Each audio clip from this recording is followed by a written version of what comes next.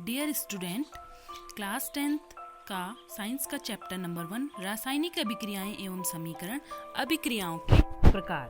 अब हम आगे जानेंगे उपचयन, अपचयन या रेडॉक्स अभिक्रिया किसे कहते हैं। तो जब हम उपचयन अभिक्रिया की बात करते हैं तो उपचयन या इसको और कहते हैं ऑक्सीकरण अभिक्रिया। तो ऐसी अभिक्रिया जिसमें किसी पदार्थ में ऑक्सीजन जुड़ती है, ऑक्सीजन का संयोग होता है या हाइड्रोजन का ह्रास होता है या हाइड्रोजन हट जाती है तो या हाइड्रोजन अलग होती है, तो हम कहेंगे कि वह पदार्थ ऑक्सीकृत हुआ है या पदार्थ का उपचयन या ऑक्सीकरण हुआ है।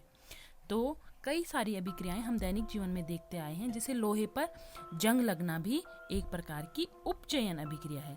उपचयन अभिक्रिया में यहाँ पर लोहे पर जब जंग लगता है तो आयरन जो क्या है, एक धातु है, उस पर ऑक्सीजन की अभिक्रिया होती है और आयरन का ऑक्साइड, अर्थात इस आयरन का संयोग ऑक्सीजन इससे जुड़ी है। आगे जब copper powder Cu plus O2 तांबे के साथ जब ऑक्सीजन जुड़ती है तो यह कॉपर ऑक्साइड बनाती है। यह भी ऑक्सीकरण या उपचयन अभिक्रिया का एक उदाहरण है। अब हम दूसरा उपचयन अपचयन अभिक्रिया का दूसरा भाग अपचयन अभिक्रिया के बारे में जब बात करते हैं तो अपचयन अभिक्रिया अपचयन अभिक्रिया उपचयन अभिक्रिया का ठीक विपरीत होती है। तो अपचयन अभिक्रिया ऐसी अभिक्रिया जिसमें ऑक्सीजन का ह्रास हो या ऑक्सीजन अलग हो रही हो या हाइड्रोजन जुड़ रही हो, हाइड्रोजन का संयोग हो रहा हो, तो पदार्थ का अपचयन हुआ है या पदार्थ अपचयित हुआ है।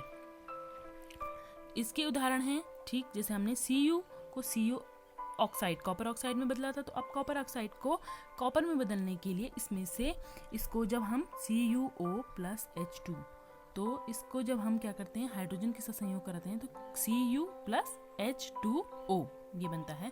तो यहाँ पर क्या हुआ, इसमें जो उपस्थित ऑक्सीजन थी वह हट गई है और कॉपर हमें प्राप्त हो गया है। तो कॉपर ऑक्साइड का कॉपर चूर्ण में परिवर्तन यह एक अपचयन अभिक्रिया का उदाहरण है।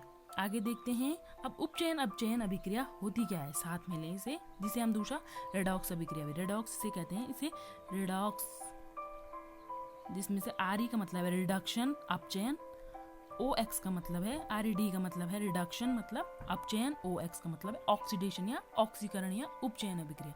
तो दोनों को मिला करके उपचयन अपचयन अभिक्रिया या अपोपचयन अभिक्रिया भी इसे हम कहते हैं। तो अपोपचयन अभिक्रिया जिसे हम यहाँ पे लेते हैं मैग्नीज डाइऑक्साइड की अभिक्रिया जब हाइड्रोक्लोरिक अम्ल के साथ हुई तो MnCl2 प्लस जल प्लस Cl2। अब यहाँ पर देखिए MnO2 किस में चेंज हुआ, MnCl2 में। यहाँ से ऑक्सीजन क्या हो गई, अलग हो गई, MnO2 में से O2 चली गई और HCl से क्या हो गई, Cl2 में H चला गया मतलब ऑक्सीडेशन ऑक्सीकरण हुआ, और यहाँ से O चली गई मतलब इसका क्या हुआ, अपचयन हुआ, और HCl से H चली गई तो यहाँ पर क्या हुआ, उपचयन हुआ। तो MnO2 मैग्नीज डाइऑक्साइड का क्या हुआ, अपचयन हुआ, और हाइड्रोक्लोरिक अम्ल का उपचयन हुआ। और जैसे हम दूसरा उदाहरण ले सकते हैं copper oxide plus H2 equal to Cu plus H2O।